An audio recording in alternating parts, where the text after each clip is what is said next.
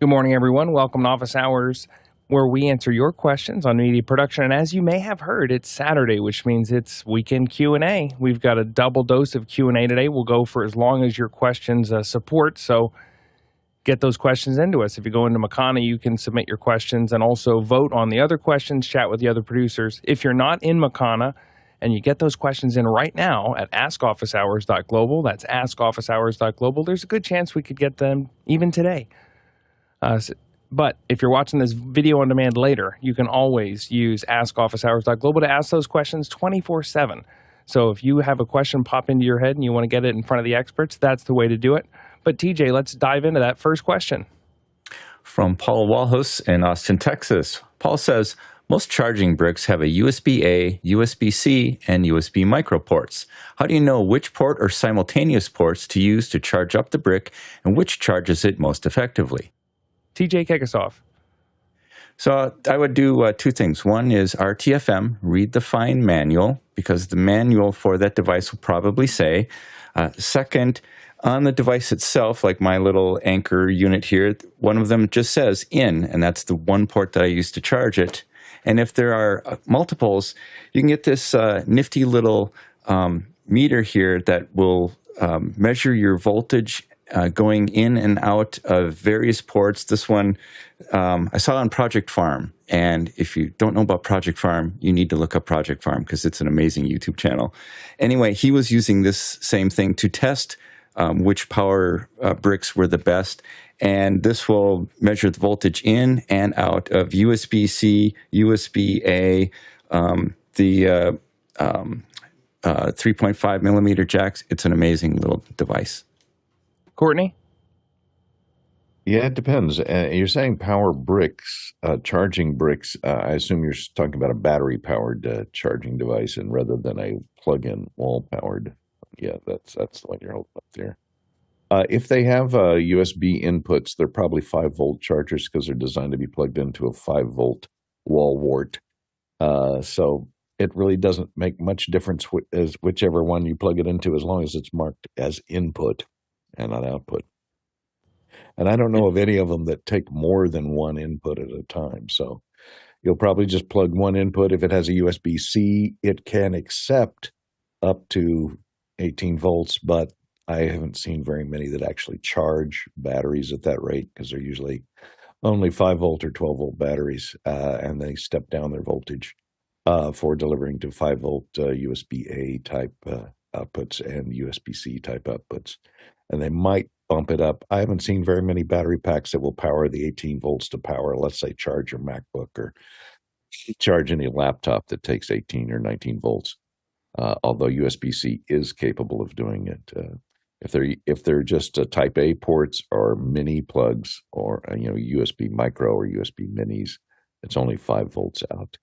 And it'll usually say they usually manage the output voltage across. If it has multiple outputs, it will sometimes say on their output 4 amps total.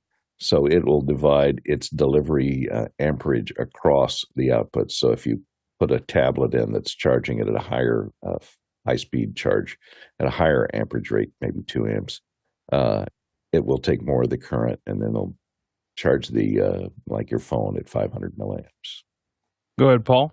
Yeah, I like TJ's suggestion about the Project Farm. I'll look that up.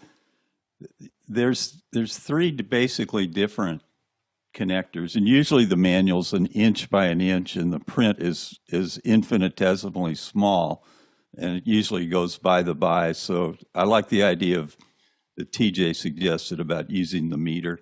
I have one brick that's a solar-powered brick, and the manual actually did save the manual for that, and it said you can use both of these old style. This I'm pointing to right here. It's the old style connector, not the USB-C, not the USB-A, the older one. And it says you can use both those to charge it. It says that in the manual.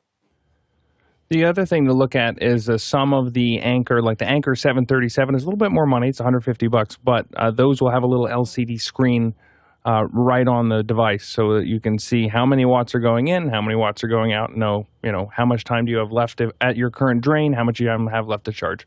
So compliments to Anchor. Next question. From Douglas Carmichael. Douglas says, I've seen plenty of videos taken in extreme environments that are very stable and smooth, and also high resolution. Is that done with camera stabilization or the use of stabilization in post? Go ahead, TJ. I have a Insta360 Ace Pro, and that will do in-camera stabilization, and it achieves some of this effect. It'll shoot like 8K video or something like that. And if I put it in a mode where I want it like super extreme, it will internally like crop in to what it shows. And I can actually spin the camera around 360 degrees. And you can't tell that I'm doing that if you look at the video afterwards. So it does a little bit of cropping to help do that stabilization on this particular camera. But I would think a lot of these are done in camera. Samuel? Yeah, well, it really depends. You can get like image stabilization in both the cameras and lenses, and they will help a little bit, like for handshake and stuff. But if it's like really extreme environments, like and if you're moving a lot and stuff like that, then it won't really help too much. The next step I would say it would probably be a gimbal. That if you put it on a gimbal, then it will help stabilize it out quite a bit. And then if you're on the high end, if you've seen like the Ronin 4D, that will take like all the axes, so you can even run with it and get quite impressive shots. I've just seen it. And of course, you can do stabilization in post too, or simulated post like TJ was mentioning. So there's a lot of options really. Jeffrey? So with if you do it at the camera, it's exactly as TJ said. When you're doing stabilization, it crops in a little bit, so it has somewhere to work from. There are cameras also that have spring loads in the lens. I remember Sony used to have all these handycams that would have the StableEye in there, so it would actually keep it stable from the lens, the optics point.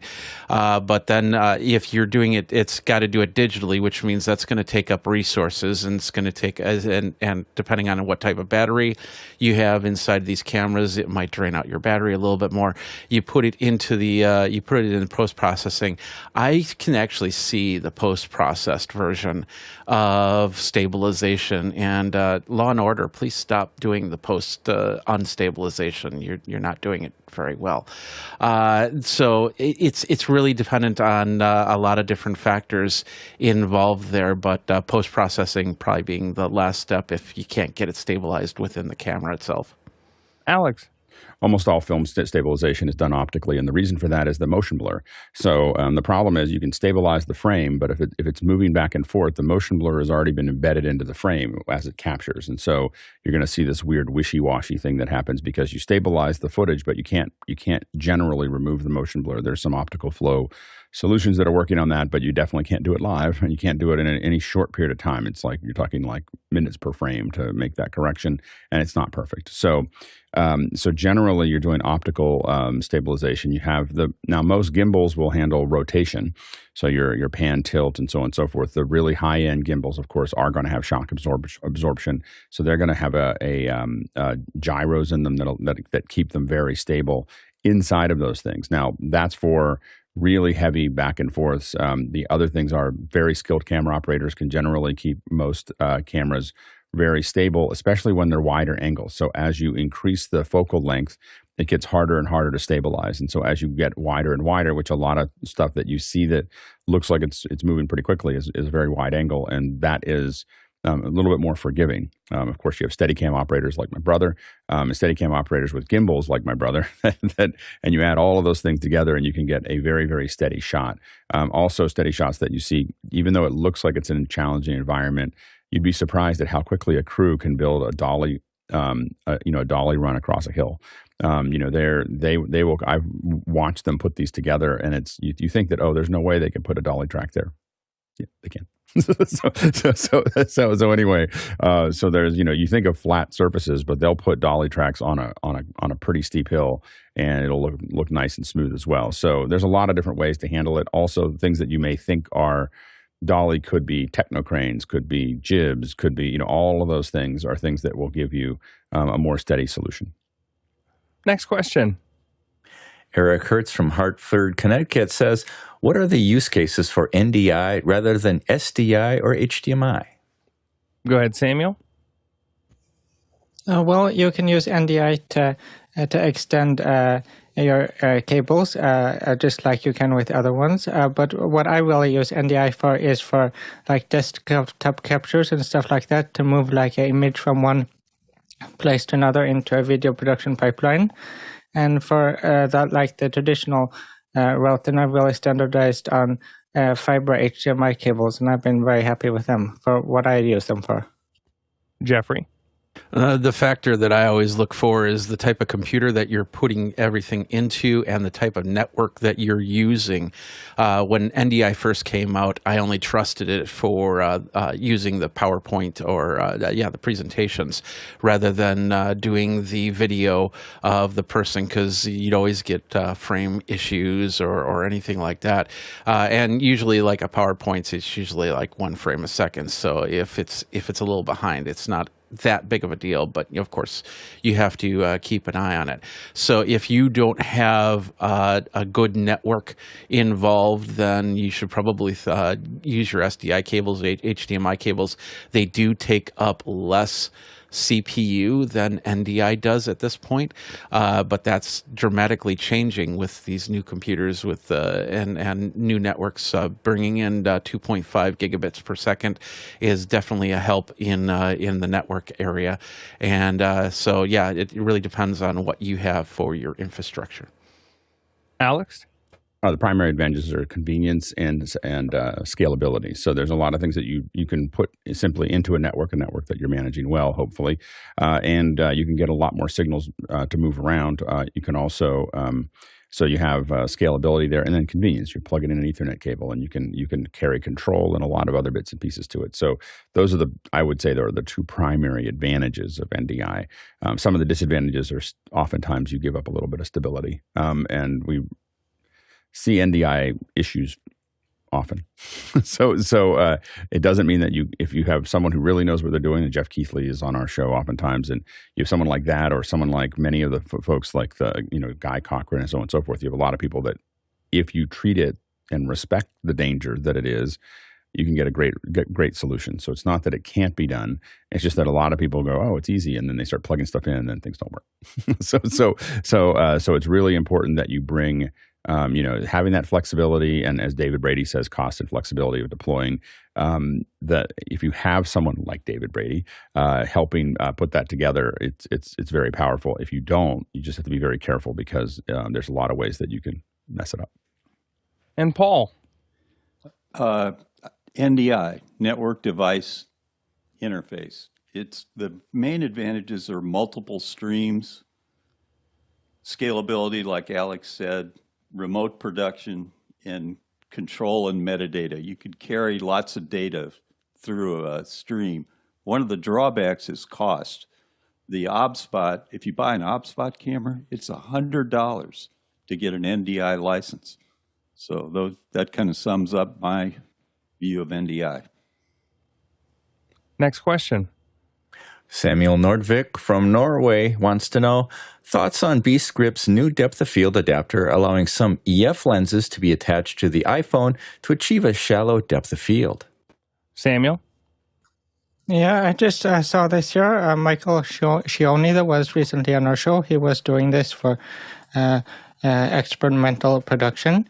And actually what this is it's a adapter that you fasten on the case, and you can put EF lenses on it. And what he did in this case, he put a PL adapter on it, but it projects the image onto a glass, and then it uses the macro lens in the camera to capture with a more shallow depth of field. So I actually thought it was kind of interesting. Here's another shot of it from their channel. And you see they have used a vintage lens here, but the thing about it is that it won't work on all lenses. There's a lens flange has to be correct, so it's quite limited in what lenses you can use it for yet. But I thought it was interesting, at least. Courtney? Yes, I haven't got most of it. This is the Cioni brothers' new baby here. It's very similar to what back in the olden days when digital cameras just came about. There was a thing called a lens baby, which was an adapter that would go in the front to give you more of a filmic look on a digital camera. And so this is basically the same thing, except this is designed, rather than to go on a 35 millimeter digital camera, it's designed to go on your iPhone, because it has a small magnifier at the back, and in the middle it has a ground glass with a very fine very fine grind to it, so that you can then set your lenses that have a shallow depth of field. You can attach EF lenses to the front of it, and they project onto the ground glass just like they would in your viewfinder on your camera, on a DSLR camera. And then they have the little magnifier that converts your iPhone lens into a macro lens that then focuses on the ground glass. So that's how they achieve that. And it gives it a little, because you're shooting ground glass, it gives you a little more texture. It gives you kind of a little bit of a grain. Although it's a static grain, it gives it a little more texture, make it look a little more filmic, and a more shallow depth of field. Alex? Yeah, the static grain is why most people don't use these, and so that's it basically just looks like there's something wrong with it. So what Red Rocks Micro did long time ago was spinning glass. So they have that ground glass, but it's spinning, and so then you wouldn't see that, you would just see it, and so it required a little bit more power. So this has been around. This kind of solution has been around for a long time, but most of us that have done some kind of conversion find that the glass itself becomes problematic, especially over time. You're focusing the camera on that glass, and so if it gets dirty, if it has other things, you're not focusing past it anymore. And so our experience, this one could be better, but our experience is this starts off, and when you do a test, it goes, oh, that's great, and within 3 or 4 projects, you're like, you can't use it. So that's been we have not found that we could use it consistently and be happy with what we would consider professional results with these adapters. Samuel? Yeah, just to be clear, it's not Michael Krasny that's making this here. He's just using it, but it's Beastgrip that's making the product. Now, is this still the kind of thing where it's going to flip your image upside down in the sensor? Yeah, what he's doing, he's using the BlackMagic app, and then he's flipping it in the BlackMagic app. Right before DSLRs were able to shoot good video, I remember doing some crazy ground glass rig with a JVC like ENG camera, and oh my goodness, it was like I had a magnet to trick the screen into flipping upside down. So this was it was quite the kludge. Yeah, it was. It is it's really kludgy. Like, and so again, we got excited about it for the same reason. A lot of us had these tiny 1/3 inch chip cameras, and we wanted to make them look like Super 35. And we just found that there was so much work, and it was so hard to get it to work well, consistently. It's one of those things that it performs really, really well in a test. It does not perform well in production. There are so many fiddly bits with it that, if you're doing like a little, again, so it works really well for YouTube because, for a YouTube, like a hands-on review, but put it through 10 days of shooting, and by the end of it, you just wish you had gotten a camera with an actual sensor that size, and when we did it, there was no camera that's with a sensor that size. So I have I have years of experience with these types of things because we kept on trying to make it work.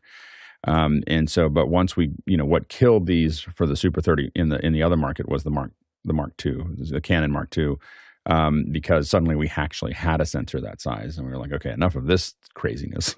So I think that this is going back to it. Without the spinning glass, you're going to have a grain that you're not going to find great, that DPs will pick out pretty quickly, and that you can get sensors that are the same size for not very much money. Like, it's an enormous amount of work. And this gets back into, you just got to decide whether what's valuable to you is time or money or quality.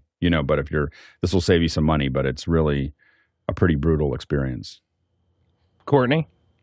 Yeah, and one thing that they do to handle the grain, I think because there's so much light loss in this, because you're focusing, your lens is focusing on a ground glass, and so you're losing a lot of light across that ground glass. So then your sensor in your phone is going to amp up the gain. And when they amp up the gain, that's going to add noise. So that noise will then mix with the grain and kind of with the grain of the ground glass and make it less detectable. Unfortunately, at the result of adding noise. Next question. Brody Hefner from New York City says, Cinematch.com by New Zealand-based Filmconvert offers cross-platform color matching among a dozen major camera systems on DaVinci Resolve and FinalCut. Is this the universal camera matching tool Alex has been hoping for? Alex? Yeah, here's the software here. We should bring them on. We should bring them on the show. I don't know until I've used it. I have some concerns when we say we can just go between different camera systems, because what camera system at what camera system at what light, there's lots of things that could be there. But if it's just going from the raw and converting from raw to this, they could theoretically have some pretty good curves to match everything up together. Would love to test it. So we'll, I guess it says download today. So we'll play with it a little bit. This is the first time I've heard of it. I think that was a great call out, Brody. And we'll test it and maybe see if we can't get them on the show.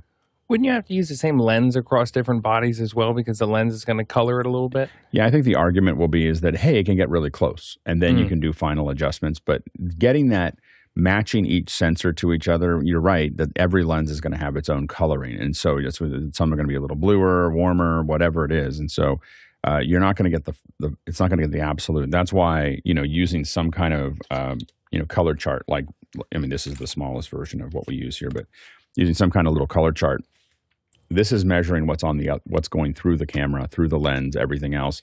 And that's always going to be more accurate. You're always going to have a better solution, but a lot of people starting out aren't going to have the skill set to use that to actually match cameras. So having something that will match the cameras or get them very close immediately definitely can improve the solution. And then again, you still have to do some fine. I wouldn't replace. I would trust but verify. So still use those charts, but then go ahead and let this try to do some correction for you. Again, I'd have to. We'll want to play with it. I mean, I'd rather have a Charles Klein fixing my cameras than using this, but we can't always afford a Charles. Next question. Paul Walhus from Austin, Texas says, Macworld says Apple made a real mess of macOS Sonoma with the 14.4 update, and the only way to revert to the previous OS is to erase all your data from the Mac. Does this give you pause about updating your Mac? Paul is still at 14.0. What's going on, Paul? Well, I love Sonoma County and all. I love the name, but I think before I upgrade, I'll make a backup of my system. And the three problems are the USB hubs. Some of them are having a problem. I've got a Satechi hub under my Mac M1 Mini, so I've got to research and find out if that's one of the ones affected. And then some printers are affected, and then there's a small issue with Java. So I need to research it. I need to make a backup, do the research, and then move forward with 14.4 because it may be a little risky. Jeffrey?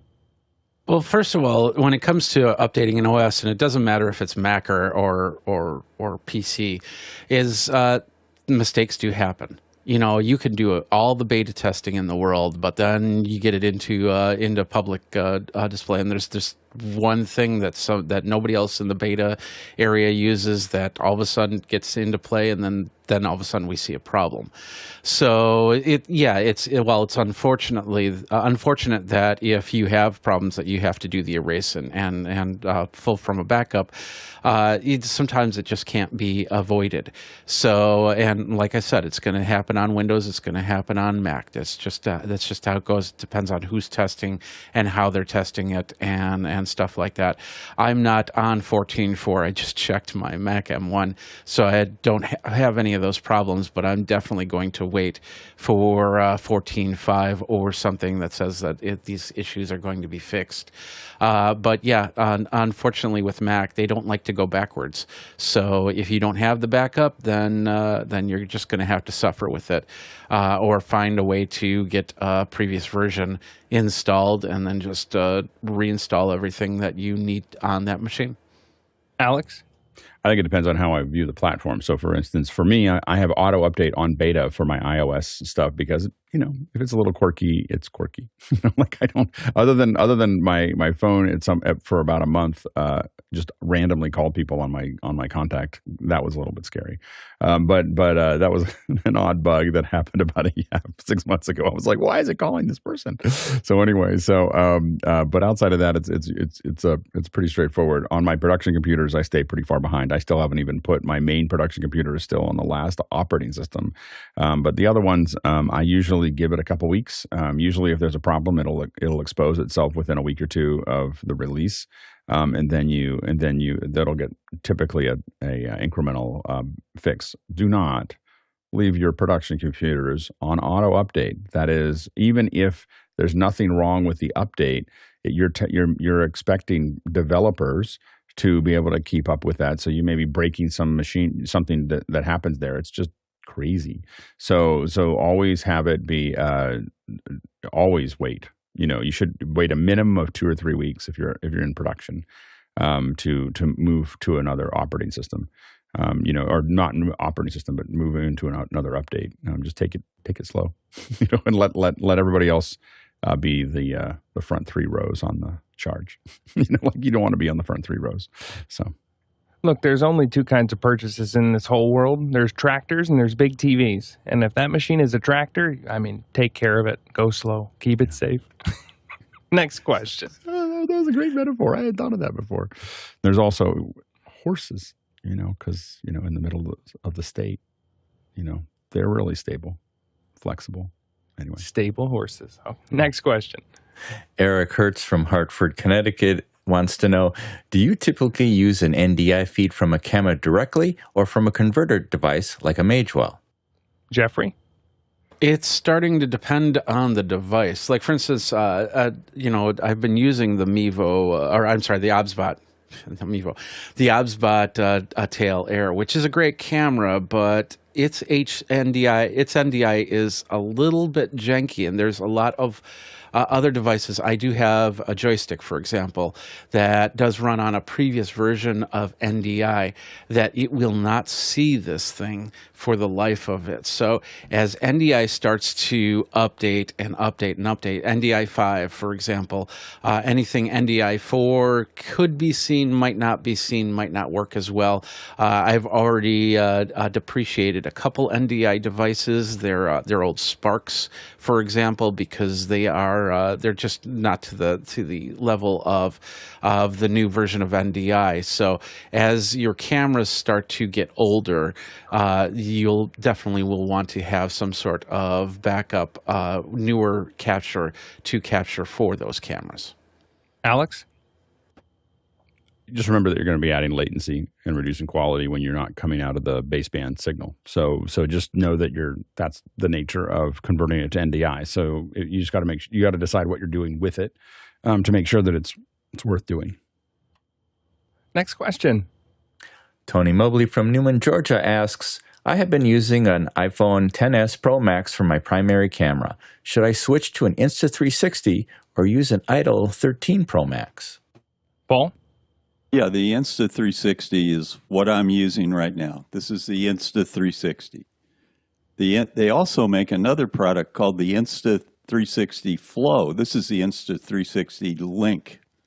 The Flow, you can take your iPhone and mount it on the iPhone, and it's a gimbal, and it will power the iPhone. You can have it handheld, or it even has a built-in tripod.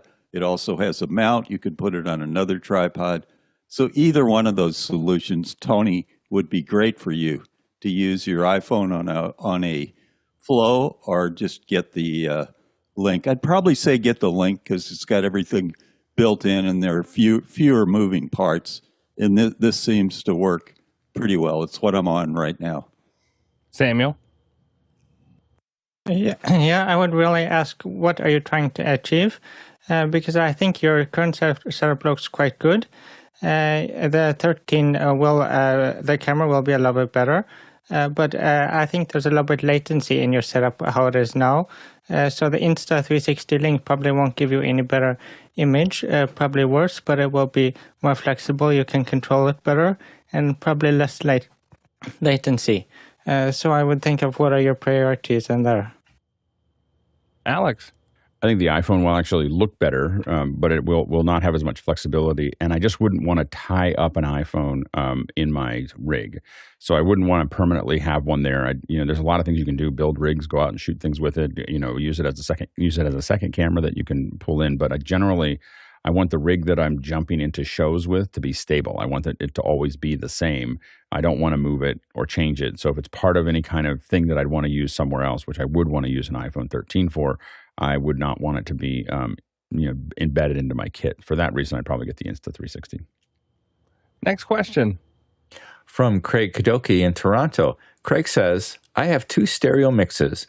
Number 1 is the program. Number 2 is the program plus comms. And these are embedded into the SDI feed into a Shogun 2. How can I set it up so that the second mix is seen by VLC and other players as an alternate audio track so both tracks are available without special software? Alex. Mickey actually jumped into pretty quickly on this one and said it's not possible with the Shogun. Each pair has to be placed on its own stereo track in the container for this to be possible, not individual mono tracks, nor a single 16-channel track. Next question. Alexander Knight from Port Coquitlam, British Columbia says, Mr. Lindsay, what microphone is Michael Krasny using on Gray Matter? Mr. Lindsay. It is the mic that I'm holding right now. It looks different because there's a windscreen on it. Michael kind of has a different way of sitting than mine, but it is my mic. So it is a TLM 102. So that is a Neumann TLM 102. And, in the last space that we had Michael in, it was just this mic was too sensitive. And so it picked up too much room noise. And since this room has been kind of tuned to this mic, it seems like it was a good deal. And I think it picks up a lot more of of the texture in his voice than the past mics. Next question. Eric Hertz from Hartford, Connecticut says, please discuss the options for video transport for various IMAG use cases. Courtney. Well, if you can, make sure you use cameras that have a Genlock in so that you Genlock your cameras to house sync, as is your switcher. Make sure your switcher has a reference in on it so that you're all referenced to the same tri-level sync. And if you're outputting to a projector or to a video monitor, especially if they're commercial television monitors like an 80-inch TV display, put it in game mode. Go through the menus and see if it has a game mode, because a game mode will put the least amount of processing on that video image in that LCD display, and it will lower the latency. So what you want to do is try and get the least amount of latency between your camera and the video display that you're doing, and you can do that by synchronizing everything together so that they don't have to frame sync at each switch or at each input or translation. That's the best way. And then, of course, color balance your cameras so they look the same when you're cutting from camera to camera. Alex?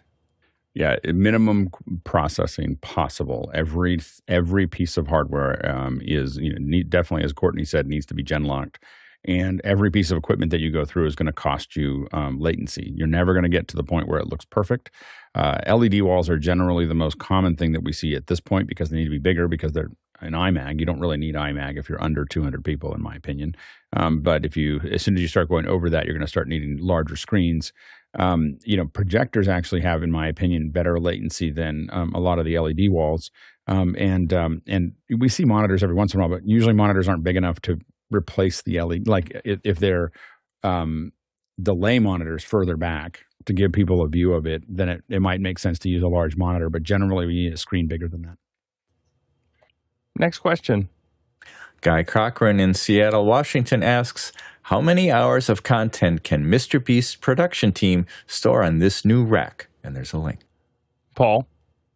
Yeah, I'm looking at the rack right now. I don't know how to put a picture up here. If somebody could put a picture of it up, it's worth putting a picture of this thing up. It is awesome. It's got I tried to count the number of computers in that rack, and it has a minimum of 700 little tiny computers. It's got a glass front. and it looks like it's 3 wide. It's 3 racks wide, and it's a full rack tall. It's got a glass front, and then it has under each set of computers, it has 3 major power supplies. This thing is industrial strength. It is awesome. What a rack. I wish I had that rack. Jeffrey? So it says that it's 3.4 petabytes that they have stored in there. Now, if Mr. Beast is doing uncompressed video, that's about 6 gigabits per second. That's going to be pretty good. And we're talking 4K. If he's going 8K, that's of course that number is going to jump up exponentially. If he's doing that, not only do you have to worry about that, but you also have to worry about filling up the machine. Because once you get to a certain point, then it starts to get harder to actually run the server if all 3.4 petabytes are being used. So I think he'll get some great videos on there, but they'll definitely have to do some management once the device gets a little bit fuller. Alex? My guess is about 1 year. so about 1 year of content. Like they'll have to, like given at the rate that they're growing right now, it'll probably be about a year, and then they'll need to buy more, or they'll, again, this is your online or nearline storage, and so they'll be pushing. This doesn't have to keep all the footage in place. It only has to keep what they're working on at any given time in place. If they're going to spend this kind of money on a server, they're also going to have DLTs or some kind of backup. So this is really just workable. While it seems like a lot of content to us, we have to remember that Mr. Beast has over 100 employees and probably, and a lot of, I think it's, quite a few edit teams. And so there's a lot of people using a lot of content, but this is really just what's in the hopper for the next couple weeks kind of thing, or the next month or two.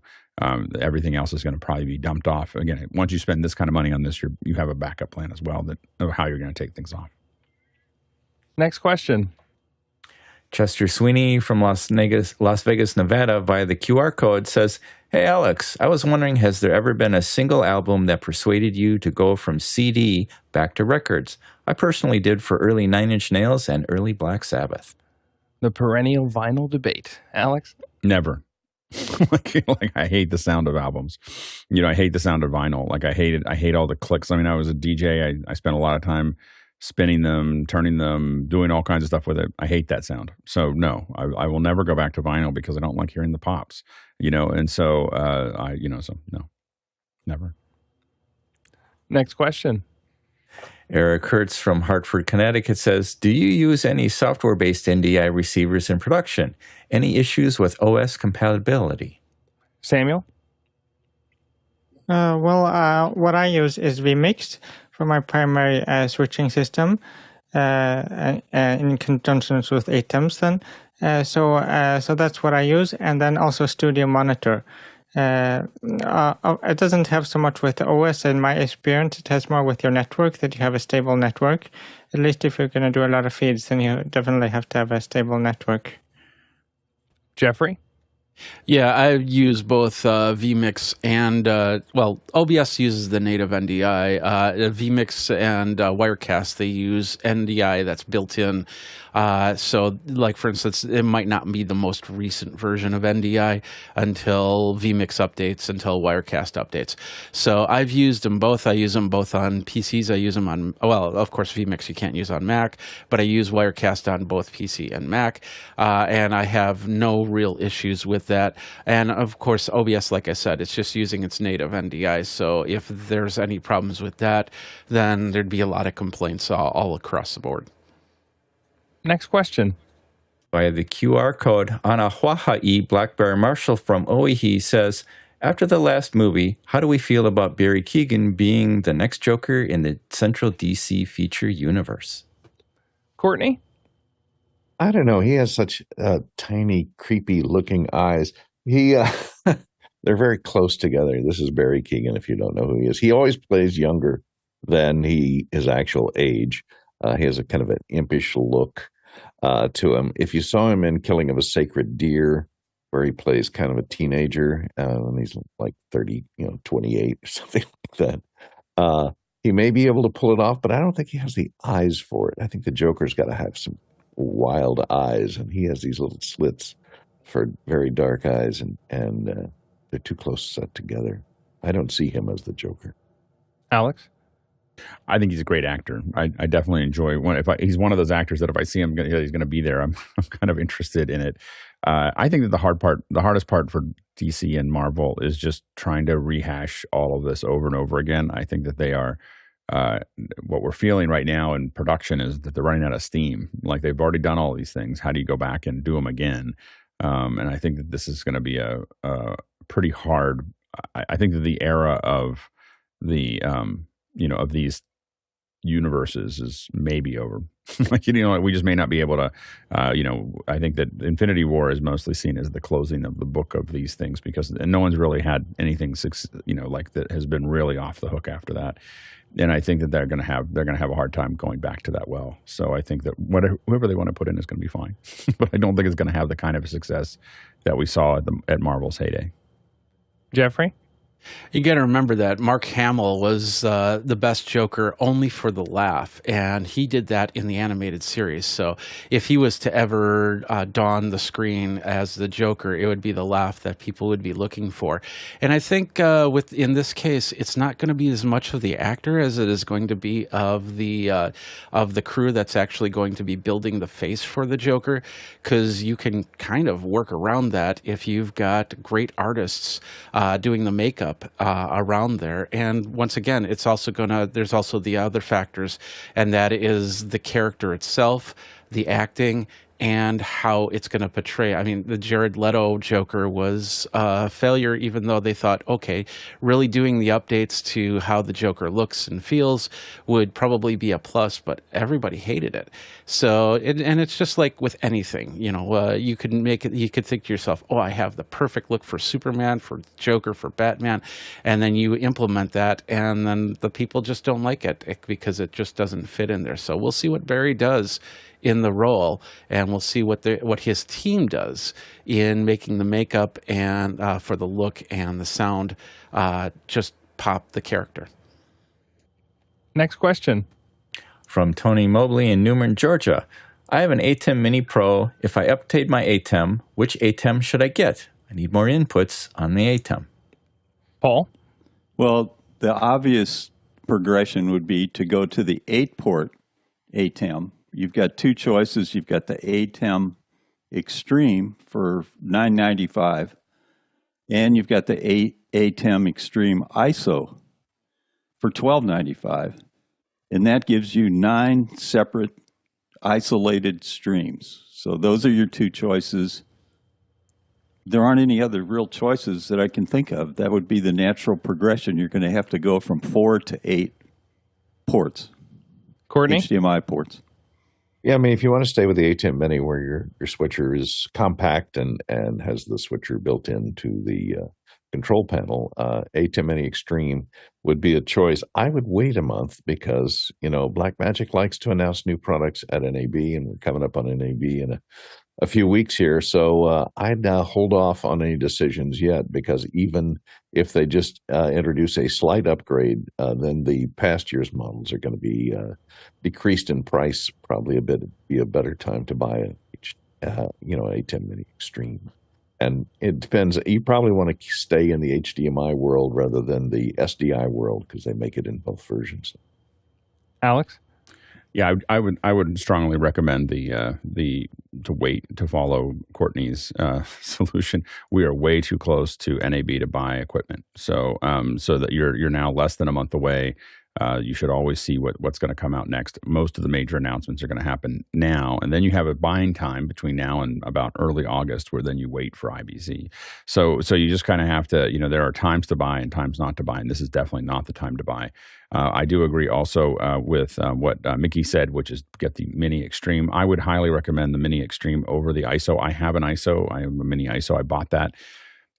I will say that the failure rate on recording on the ISO has been high enough, sometimes as high as 50% for me, that I don't really consider the ISO. I consider it kind of something that I do a little bit here and there, but it has been a pretty hit and miss situation for me on the ISO, especially on the extreme.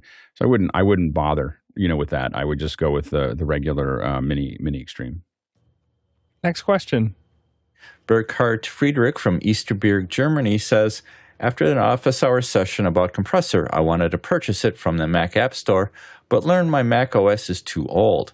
Any chance to be able to purchase an old version when not having purchased it years ago? Alex? Nope. You need to upgrade. There's not going to be a way to do that. You can't buy it from the App Store in the past. Next question. Chester Sweeney from Las Vegas, Nevada via the QR code. Does having the SD card in my MixPre 3 stop the infinity counter clock that never stops? The infinity counter clock. Alex, what do you know about the infinity clock? I think that he's just talking about the time code clock. No, it's not going to stop it. So I think it's not really an infinity clock. You can set it to time of day, or you can set it, but you're not going to stop I don't know if there's even a way to stop the display of it. I mean, to us, that's a sign of life. There's nothing that I'm trying to do I've never tried to turn it off. Courtney? Well, you can set the time code to record run. Then it will stop every time you stop. I don't suggest us using that as a means of synchronization. But if it's your only recording and you just want to have a total time on all your recordings, et cetera, you could use that as a time code, record run time code. I think it supports that. Next question. Chuck Hodges from Tuolumne, California, via the QR code. If you had really wanted to raise the starrry plow on high for some of the events this month, how would you have done it from a production and tech and media perspective for live, streaming, hybrid, and video on demand? Alex? This wins is the first question to reference Black 47. I was like, okay, there was actually a bar that's near, that was near where I was living for a while in Berkeley, and it was called the Starry Plow, and the IRA actually funded out of that bar. So talk about so that's a very odd reference there. So anyway, I think that what he's talking about is just if you could do it any way you want.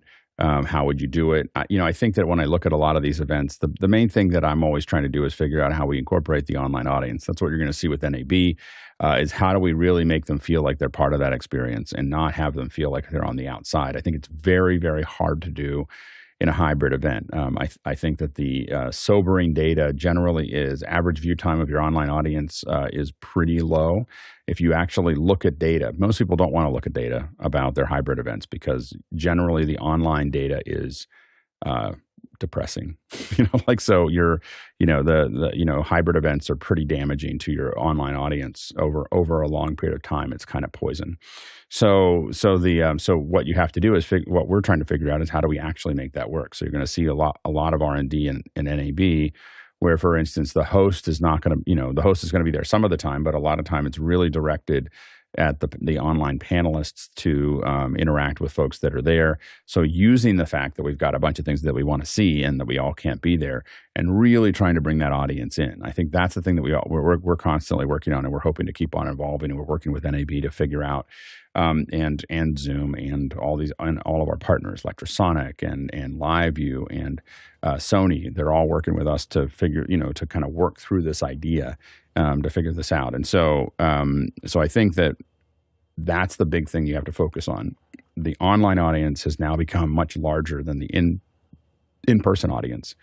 And so they're really becoming more important, but we still are doing the old stuff that we've been doing. And it's actually very, very damaging to the future of what we do, because you go to a couple events that are hybrid, you decide that doesn't work. The chances of getting that person back is very low. I don't know why that just happened, but anyway, I will let someone else go ahead, Jeffrey. Yeah, I totally agree. Doing the analytics, figuring out what happened, doing the triage to make it not happen again. Those are the keys to making your future productions even better, and getting into groups like Office Hours and some of these other groups that are very well versed in the products that you're about to put into your system. is detrimental to making sure that anything in the future won't fail. But of course, failure is always going to happen. Always expect the failure to happen, and then you're never going to be disappointed when the failure does happen, and then you're never going to be taken off guard when the failure happens. So, keeping those things in mind and just reviewing everything that you just put onto YouTube, onto air, whatever, and making sure that you've got those things happening again, and don't just rush into. Because I did a production 3 weeks ago where I used somebody else's cameras, something you should never do because there's little nuances that happen, and then you forget about those nuances, and then you have to redo a whole bunch of stuff, and I don't recommend it. Next question. Tlaloc Lopez Waterman from Wilmington, Delaware wants to know, if you are planning to use multiple BlackMagic microconverters, how do you deal with power? Is there a way to get a single power supply for multiple converters? Samuel? Yeah, you can, but you have to check the power supply or the brick, whatever you're plugging it into, that it can deliver enough power, and then you definitely want a buffer on it. But I'll post a link to Ryan Summerfield in Australia. He made a DIY solution for powering these microconverters. Courtney? Yeah, what I did in my rack mount stuff is I used one of these. You can find them on Amazon for only about $17. The fancy buying security camera power adapter. It has 12 volts output, DC at 5 amps, and it has universal AC input, so 220 or 110. And it has these little splitters over here that take one in and have multiple coaxial outputs. And I use that then to interface to all my little modules and route it out. As long as you don't go over, most of those modules pull under 500 milliamps. So you could, split that 5 amps up into about 8 outputs without any problem powering them off of that. And that's what I use. So I just have one power thing to turn on, and it powers up all my little modules. And they're designed for closed circuit TV. So you'll find them in that section of your electronics, your micro stores, or your electronic shops for powering multiple CCD cameras with those splitters. Alex? Yeah, the most modern of the BlackMagic converters will all be USB-C, so you should just be able to use it, and they don't really require very much power on their own. Some of them are even USB, like micro or whatever, but they have moved. Most of the converters aren't using the barrels anymore, so you should be able to just use a USB-C, power pack. Next question. Eric Hertz from Hartford, Connecticut wants to know, do you add delay to your video for IMAG to target different distances from the stage? How do you decide how much to add? Jeffrey? If there's no time coding or anything like that you can do in there, or gen locking that you can do in there, what I like to do is I like to put screen to screen. The two cameras that I normally use that will be like going from one camera to the other, and then I'll put them side by side and see how much of a difference that it is before I do that. But I also will put a delay on the overall feed because I'm doing a lot of bands when I do live streaming. And when that happens, I like to watch the band instead of listen to the band in ears because there's always a latency on there. And if I know if there's a point where, like, let's say the horns start to play in, I want to be able to switch over to that horns section when they start hitting. So I'll put an overall delay on all the cameras. So when that happens, I hit the button and then it goes over to the horns before they start to play. And then I'll get that shot in there instead of making it look like, oh, I'm completely surprised that the horns just came in and there's the shot. Alex? I would never delay the audio in a room. When you're talking about IMAG specifically, your goal, you're dealing with speed of light. So sound is changing over time. So you may have different delays as they relate to the sound getting somewhere. But generally, there's a lot of different things you may be thinking about there as far as of how you manage that. But you cannot delay video. Like you cannot, like in an IMAG situation, you cannot delay the video. What you do for the stream might be a lot of different things. It's number one is it's really hard to delay video. You're now buffering, especially when it comes to HD or Ultra HD. You're now buffering a very large file. Most of the delay units that we use to do that range from $10,000 to $25,000, and we do it for security reasons if we need to punch out of something. But we only do it for the broadcast. You're trying to get everything to those monitors as fast as you can because you're competing with reality. So there's people on stage doing something. If people see a delay, it's going to be a problem, and it's coming to them at the speed of light from the front of the room. So that's really the problem. Is you may change what you're doing with audio, but you're never going to delay the video. Courtney? Yeah, what Alex said, because, if you're seeing the live person, the light from that person's image is getting to your eyes at precisely at the same, almost precisely the same moment as the light from a nearby monitor is getting to your eyes, because it travels at 186,000 miles per second.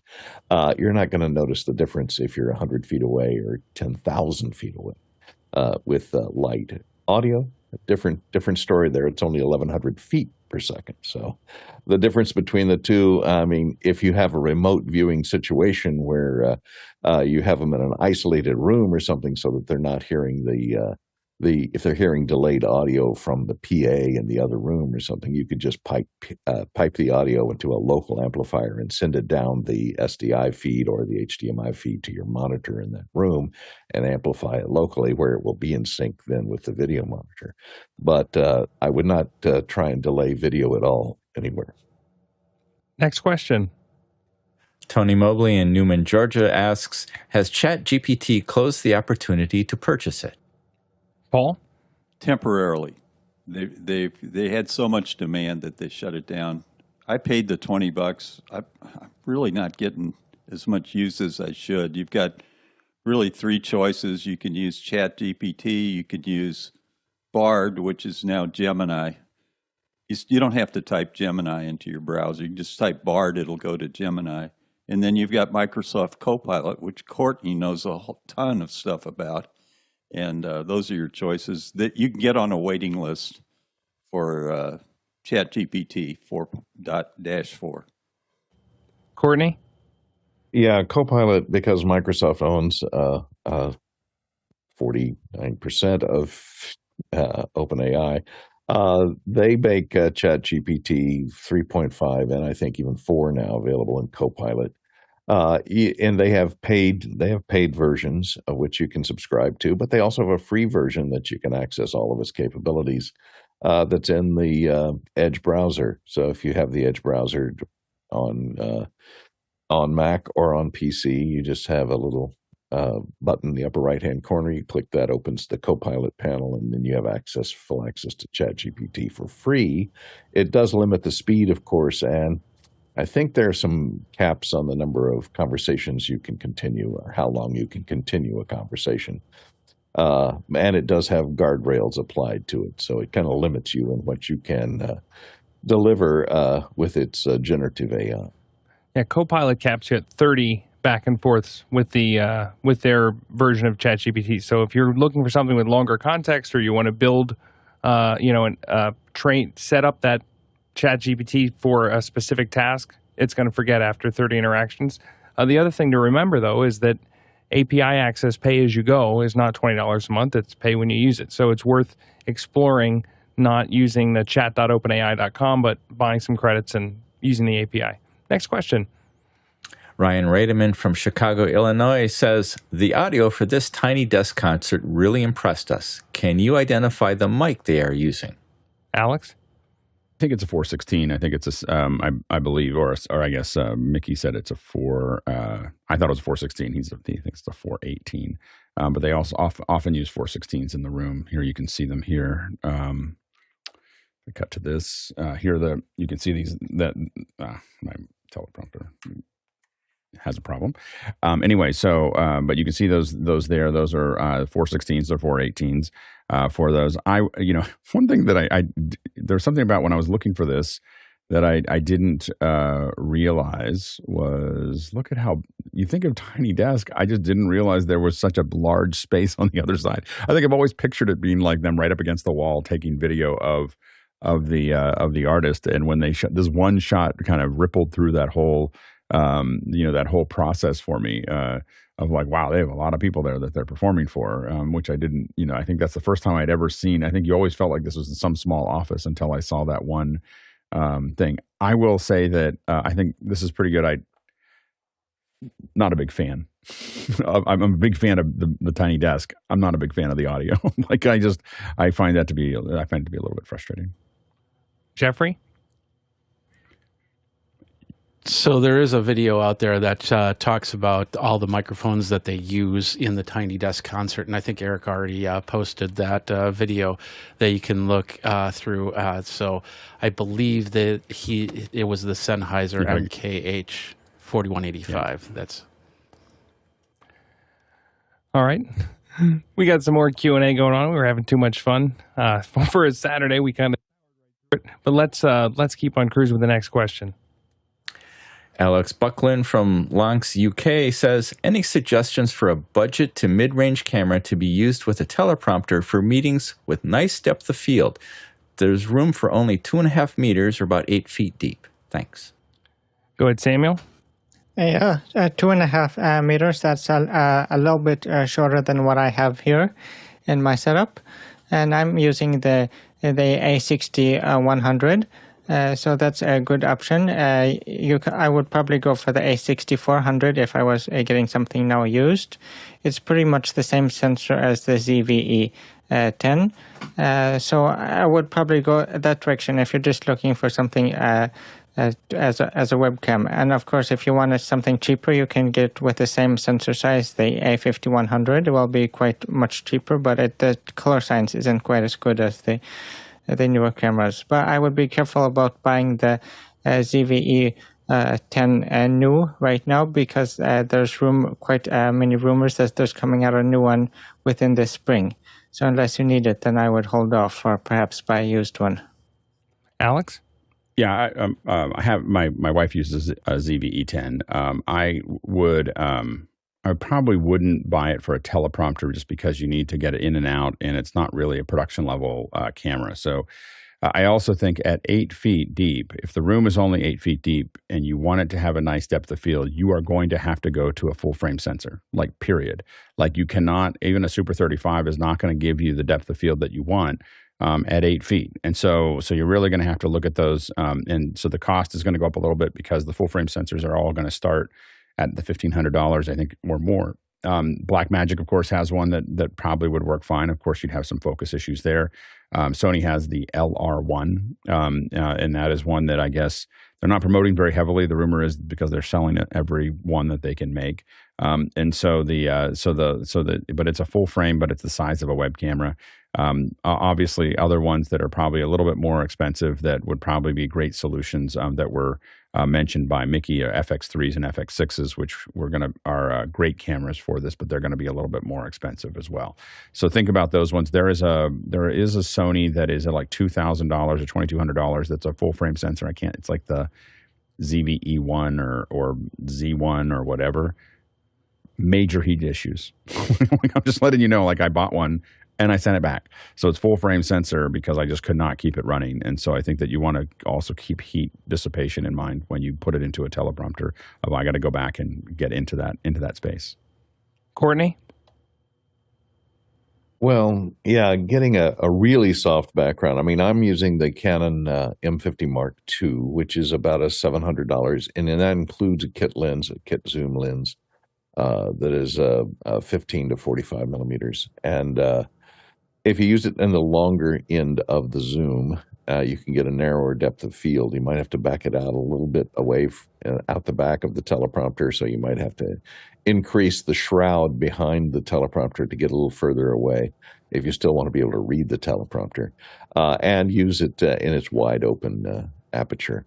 So, and it's around, like I say, around $700. It's not as fast a focus as the Sony's, but it's a reasonable price, and it gives you a pretty reasonable autofocus camera with a lens for under $800. Paul? Yeah, answering a teleprompter question after Courtney's like going to bed after Babe Ruth, you know. He invented the teleprompter. There's a couple of turnkey solutions. Some folks on office hours have the Ivy, and then there's a new Elgato has a prompter which with a camera that comes with it. Those are both turnkey solutions. Samuel? Yeah, and if you really want to get a full frame camera, then the Sony a7 IV is probably your best bet. Price-wise, it's about $2,500. It's because what Alex was talking about, the ZVE1 that has overheating issues, and I know other people have talked about that too, the overheating issues on the ZVE1, so I would be careful with that. Alex? And generally, you know, at a 1.8 or above, you know, depending on what lens you get, you're not going to have any problem with it being too out of focus because you're at 8 feet. Like, you know, like there's only so much that you're going to get out of that. So 8 feet is not a very big distance. You'll get a good, you know, you'll have some room there to work and the ability to close down a little bit. But I do think that you really should be thinking about a full frame sensor to make that work. Next question. Jan Bernat from Warsaw, Poland. How does Office Hours stream HDR to YouTube? OBS, Wirecast, some hardware encoder. Do you use a backup connection from a second device? Alex? Yeah, what we've been doing is when we do that, we're using an Elemental Link UHD and then sending that into Media Live. So, and some of our work has been pushing on the whole change that you saw with the Constellation 8K. I don't know if we're the reason for it, but we've definitely been campaigning for that for a long time, of being able to have control over you know, our HDR settings inside of the Constellation. But those we're going through. We also go through some correction with an FSHDR that allows us to you know, format it correctly in color space for that, because a lot of, you know, we're in SDR 8-bit as we go through Zoom, and so we have to find a way to get back up to HDR. So those conversions are done in FSHDR. That goes into the UHD link, and that goes into AWS, which then defines that as an HDR stream to YouTube. Next question. From Douglas Carmichael. Douglas says, what sort of recorder would you use for recording video for a shoot from a vehicle? Could a KiPro work in a mobile setting? Alex? Yeah, these I've owned about 8 KiPros of different sizes and shapes. Well, actually, probably 8 of the original ones, and I got some of the early ones, and then I had some of the larger, the 4K ones. I would not use those in production. So there's a lot. I just mentioned how much I like the FSHDR in the last what we use for the HDR conversion. So there's a lot of things that AGA makes that I like. The KiPro has been the source of a lot of upset for me. It has an ability to pull the file. You can pull the drive out and have it basically, it doesn't erase all the data. It just makes it inaccessible. And so it's been, without closing the file, without closing it, the ability for you to do that has had us just not want to use them again. And so anyway, so that's been the real problem there. As far as what to record, I mean, we use a lot of different mobile recorders, whether those are mobile hyperdecks, a variety of Atomos, those kinds of things are all things that we've captured on in mobily. But the KiPro has been, so many record issues like for us. And so like we had the KiPro, you can control them all at one time from a piece of software, which means also that if you have a KiPro operator in a truck and they do the wrong thing in the software, they can blank out everything all at one time. So anyway, so not that I'm upset about it, but I have so much scar tissue with the KiPros that it'd be hard for me to think about them rationally, I think. Courtney? Yeah, as Alex said, the Atomos Ninja. I'd probably suggest I have the earlier versions of these, the BlackMagic Design Video Assist 7-inch that has a 12G SDI and HDMI recording monitor. Because you get a monitor, which if you're recording and you have a remote camera that doesn't necessarily have a viewfinder on it, you can use this as a remote viewfinder. You can record from it. You have scopes. You have audio monitoring. And it's pretty bright to use if you're out in a sunny environment. So that's a good choice. It's, of course, solid state recording, records an SD card. So you don't have any problem with vibration messing up your recording. And it's fairly difficult to remove the drives while you're recording. which is a no-no, Alex. No wonder you had problems with While it was KiPros. recording. It's not while it's recording. Oh, You have okay. to push a So close button. You have to push, Yeah, on the close, original because ones, it's you have to still close writing button. to the drive It's even not- after you stopped recording. It's just, you know, like having the ability to take something out after you've hit stop, the ability to take a drive out and have it blank it out is like unexcusable for a recording device. Like, you know, when you hit stop on record, it should be stopped. And you can just pull it right out. Or it should lock it so that you can't pull it out. But the idea that I can pull the record device out, and it's not me that's the problem. It's like I've got a bunch of operators that are doing all these things. And so the thing is the fact that anybody can remove the storage while it's not recording, and it will blank out everything in the is inexcusable. It was a horrible design. You know, like it was a horrible idea. And the fact that we have to pay enormous amounts of money for the storage things, it's just, like it's just, you know, like it's really, really expensive. And, you know, it was the caddies were kind of expensive. I mean, and again, I'm not. About, I own these. I use these for over 1,000 events. Like it's not like I used it once or I think about it theoretically. It's like, you know, like I've used them many, many, many, many, many times. You know, and it's not me having the problem. It's me having some recording operator does something stupid. It's busy. People haven't been sleeping for 23 hours, and they just get the thing out of whack, and then they pull it out, and suddenly we don't have what we were recording to, and when that happens, it doesn't happen. It didn't happen all the time. It happened a couple times. But when it happens, the scar tissue is so deep that you're just like, you know, because you have to tell your client, like, the only reason I had records of one show is because I had two backup records that I did on Pix 240s, which don't do that, by the way. I had them sitting there, and as they lost all my ISOs and my program, I still had the program. Like, you know, and this was a you know, theoretically a union, highly trained, you know, recordist, you know, doing my records that blanked out everything because he hit the wrong button, you know, and it should not allow you to do that. Like it shouldn't, you know, and it's just an inexcusable design flaw in that piece of hardware. Anyway. Next question. Tony Mobley from Noonan, Georgia. Tony says, Alex, what would you encourage K-12 to educators to currently glean from office hours? Alex? In my opinion, we haven't solved anything yet, but we're working on solving probably the hardest part of a classroom, which is interaction. So, you know, how do we manage a group of, like, if you think about the model of what we're doing here, imagine 2,000 students with 15 math teachers asking questions in a plenary, and then being able to be broken into small groups and being able to, you know, so they can, you know, work on different projects, come back together. That's what we're trying to solve. So you want to look at what the conversations are that we have. And as we keep on going through this year, after we get through NAB, which is turned out to be a pretty heavy lift, you'll see more productivity in other ideas around VOD and how we integrate VOD with these discussions. Next question. From Sam Rhimes in Maidenhead via the QR code. Sam says, having trouble getting into the Office Hours Discord. I seem to have done everything needed, but I'm still stuck in restricted mode. Am I missing something? Go ahead, Alex. If it happened recently, you know, we have to go in and manually bring you in. So we'll take a look at that and see if we've missed you for some reason. But usually the guys go through it and make sure that once everybody's done, you know, put their name in and then put their location, all those things, that they get moved up. But sometimes it gets a little delayed. So we'll take a look at that and see if we can't sort that out for you. Next question.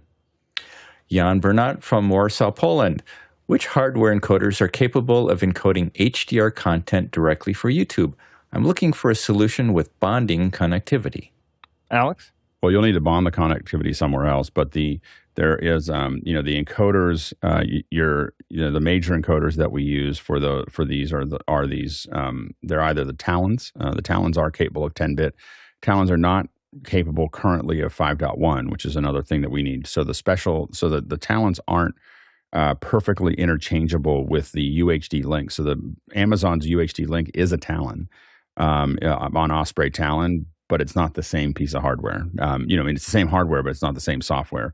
So the UHD link from Amazon allows you to put that 10-bit in, but it's something able to do that 10-bit. Now you can use software like OBS. OBS actually supports HDR on the way out. So there are pieces of software that will do that encoding. But on the hardware side, a lot of the elemental appliances will support it. I believe that there are a variety of high visions that what you're looking for is the ability to do 10-bit typically, and H.265. You can't put the 10-bit into H.264, so you need H.265 HEVC are the things you're looking for, as well as a 10-bit solution. Next question. From Paul Walhus in Austin, Texas. Best turnkey teleprompter, Elgato, IVI, or? Go ahead, Paul. Yeah, I won't speak to the IVI, but a bunch of folks on office hours have started a company to promote that. The prompter, it's called, is the Elgato, and it's $280, and you can use a variety of webcams and other devices, cameras with it, or you can get the Elgato's own Facecam Pro, which fits it perfectly. So they've kind of designed a bundle, and then they have two ways to mount it. They have a low-profile arm that's kind of like rotates around and raises up and down a little bit, and then they have a telescoping mount, which will make it go really high or low. And then for a controller, you can, of course, get the Stream Deck. So it's kind of designed in the Elgato ecosystem to by the time you're all done, you're up at least $600 or more if you buy their camera, their mount, and everything else. And maybe somebody else can talk about the IV. I know it's been used at some of the shows. I don't know if you're going to use it at the upcoming NAB or not, but it's an interesting product. Courtney? It depends. Yeah, it depends on how deep your pockets are. If you're talking professional teleprompters, I would stay away from the Elgato. The problem with the Elgato is it's really not a monitor. I mean, not a freestanding monitor that accepts any inputs. It's a USB-C connection to your computer, which then it has special drivers that create a special video card for that monitor that flips the image. And it uses the same drivers as you use for some of the other USB to HDMI adapters out there. And so you can't really feed it a signal like an HDMI signal or an SDI signal, or even a composite video signal. It just appears as an additional output on your computer. And if you're going to send, in a lot of professional situations, you want to send the prompter signal to multiple prompters. And so you can't distribute it that way either. So you have those drawbacks. Prompter people make some professional teleprompters, which are good and fairly reasonably priced. These are professionals, so you're not going to see them for $400 or $500. These have professional monitors that have image reverse built into them, and they're 4x3 monitors, which is better for teleprompting because it keeps your eye line centered into the lens better than the 16:9 type monitors. There are some cheaper ones. Glide Gear makes one for about $150 that uses designed to interface to an iPad, or you could put your own monitor in there if you want, but that's without the display device. That's just for the beam splitter and the mounting hardware that holds the camera. So you can look at that. I have not seen the IV, so I won't comment on it. Alex? Yeah, I think that for a small creator, the new Elgato looks really, really good. So if you're just doing, you just need some teleprompting or something, an extra monitor out of your single computer. As soon as you talk about real production, you're going to need to move to a larger teleprompter, as Courtney outlined. So as soon as you're doing more than just yourself, and you're doing something that actually has to be integrated with the system, the Elgato won't work anymore. Next question. From Tony Mobley in Noonan, Georgia. Tony says, should I remove my 4K Apple TV from my setup and put in on a separate TV to free a port on the Atem? Alex? I wouldn't. So I think that the Apple TV is a great way to easily get iOS devices and other devices into your switcher without, it's kind of like I have a wireless one that runs into that, I would probably get more ports before I took it out, because I use it all the time to bring things in. Next question. Chester Sweeney from Las Vegas, Nevada, via the QR code. Chester says, any thoughts or insight on the upcoming James Gunn Superman? Alex? I'm going to have a hard time seeing how he's going to improve on the last couple. I just think that the very first Superman, Man of Steel, I just thought was the best Superman we've seen so far. I know that's sacrilege because some people want to go back to the 70s, but I just thought it was really, really well produced, and it really gave it. I think it was like kind of peak superhero. Like it had all the bits and pieces that you wanted there. So I think that I think that the superhero era may be over. It won't be over immediately, but I think within the next 5 to 10 years, we're not going to be doing that anymore. I just don't think that there's enough juice left, in that bottle. I think we've taken all of them as far out as we can take them now, and I think that they're having a hard time writing enough new things. I think we're going to have to start actually doing something new, which it scares Hollywood a lot. Go ahead, Paul. Yeah, I remember watching Superman on black and white TV as a kid, a half-hour show. It was great. And then big fan of Smallville. It'd be hard to compete with Smallville, I think, as far as Superman Courtney? series. Yeah, I don't know if they're going to go back to the original story, but isn't Superman dead? Didn't he die in the comics at one point? They reboot. Resurrected him. That's right. They resurrected. They're not resurrecting him. James Gunn is coming in and rebooting all of DC. James Gunn is rebooting all of DC Comics. Okay, so they're going back to the original story. Ignoring the whole history, that anything that's happened up until now doesn't exist anymore for him. Because Superman was a little bit dazed and confused after they resurrected him with the mother box. So. He was kind of stupid then. I just hope they get the Guardians of the Galaxy style soundtrack. That was my favorite part of James Gunn's involvement over there. Maybe he can make it a little more fun, a little less dark. Next question. Tommy Chans from St. Paul, Minnesota says, what are the go-to options for ISO recording via NDI? Samuel? Well, I don't know if it's the go-to option, but at least what I use is vMix. I bring it into vMix, and then I just record it. If you're going to do a lot of records, a lot of ISOs, then you might want to look at another solution. I've also seen someone that takes a whole bunch of Apple TVs and brings them into Atem ISO, and then records them that way. But perhaps you should be a little bit careful with that. I know also that NewTek that released NDI, they had a solution before, but I've never used it. So you could look into their NDI tool solution. Next question. James Haldane from Vancouver, Canada. Is anyone else finding that Zoom is laggy these days? Not the audio or video, but the interface seems slower to respond than it used to be on a few different computers I have. It's also happening on a B-Link by Courtney I just bought. I can't speak for the PC side. I do have it running on a few Macs and iOS devices and haven't found it to be any more or less performant than usual, but I'd have to defer to Courtney for something like that. But Paul, you had something to say? Yeah, it's. I've noticed it's about the same on my PCs and Macs, but on my Facebook portal, it's gotten a little bit laggy. Maybe they're not updating the portal like they used to. Courtney? Well, one thing to watch out for on all Windows computers is the deadly you can't turn it off Windows Update. Because what Windows Update does is if it sees there's a new version of Windows or even a big update, a feature update, in the background it goes and it starts downloading that, which takes up a lot of your network bandwidth. Plus, it's hitting your hard drive very hard. And when it's writing a bunch of big files to your hard drive, and it does not tell you it's doing this, it does this in the background, it will slow down everything. Mouse clicks, your mouse movement, updating the screen, resizing the screen. Any part of the user interface is going to slow down while it's writing to that hard drive.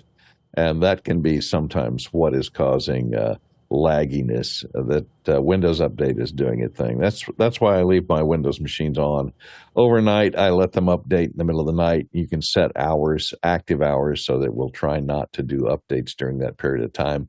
But I find that it still tries to download during the active hours.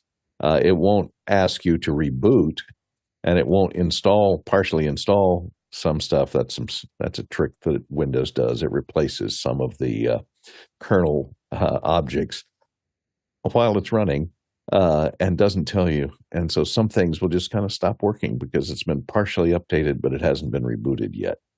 So carefully monitor Windows Update, make sure it's up to date before you start a live show, and then put it on pause for the length of the show to make sure it doesn't try and update itself again. Next question. From Tommy Chance in St. Paul, Minnesota. Tommy says, are the BlackMagic Designs SDI to HDMI converters or other similar units any better than the converters in the minis? Would it make any difference to go to the SDI Atems? Go ahead, Samuel. Well, regarding the converters, then if they're better or not, it's hard to say, but I would trust them more than like a no-name brand.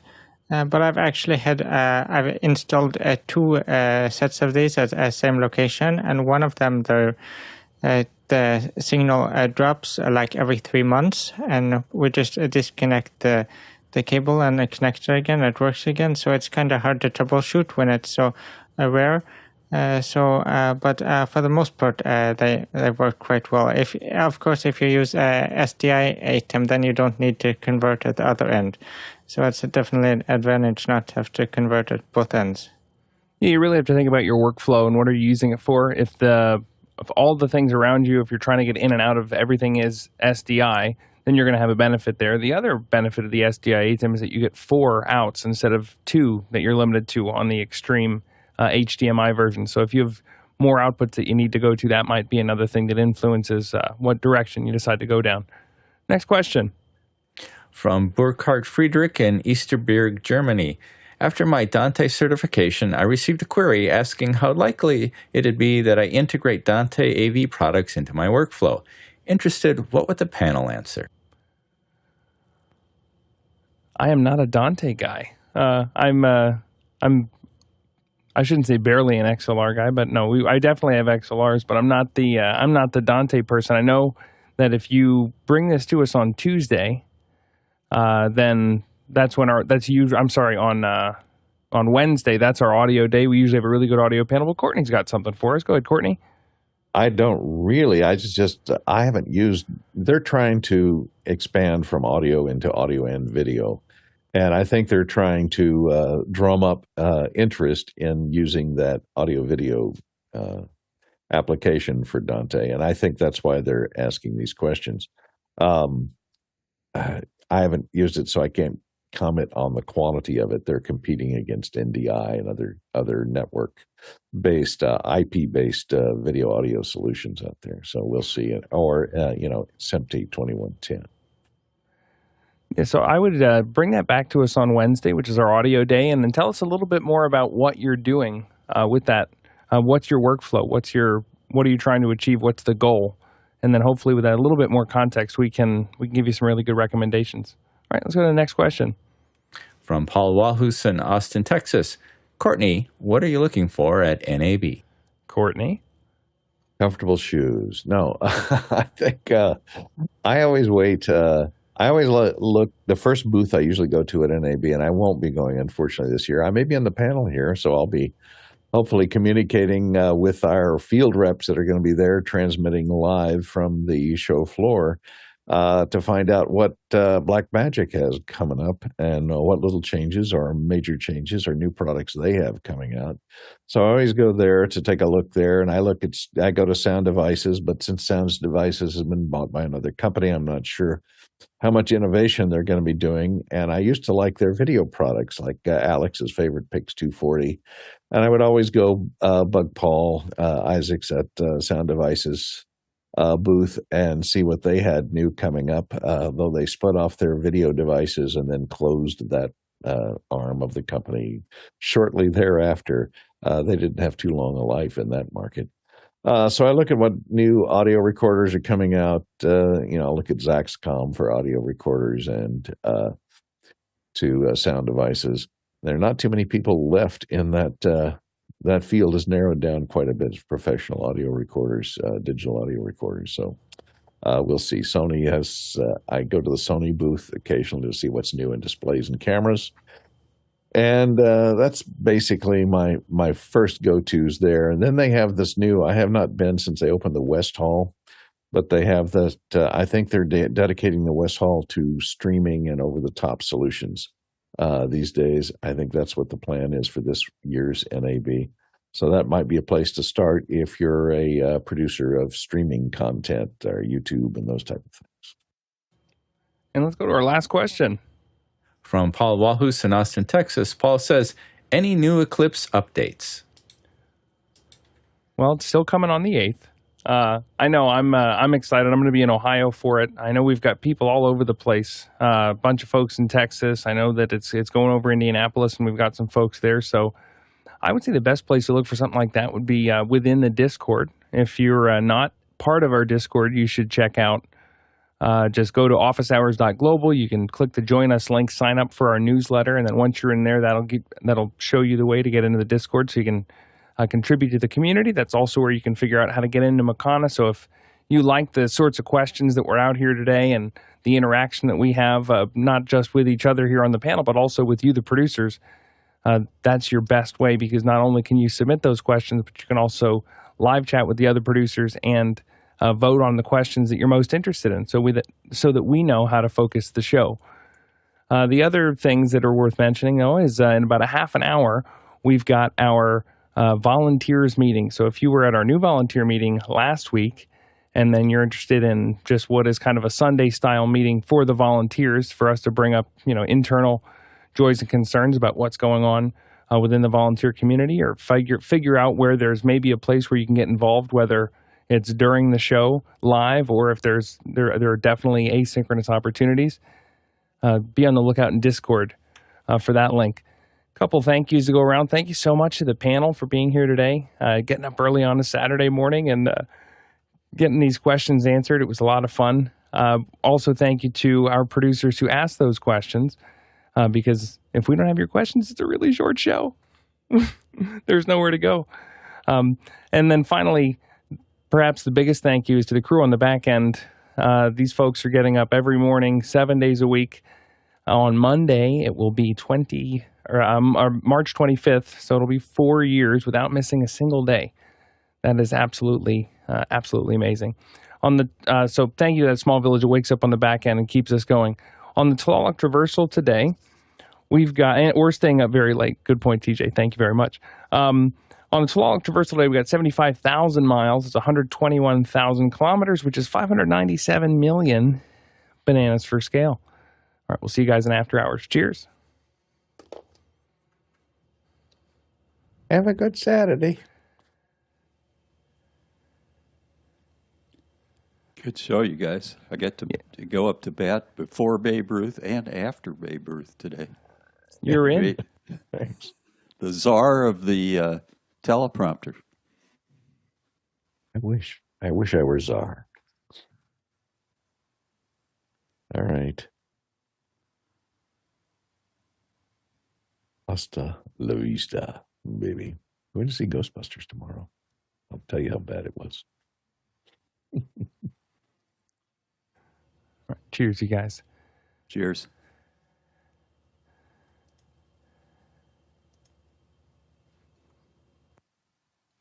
True story, TJ. True story. I like that.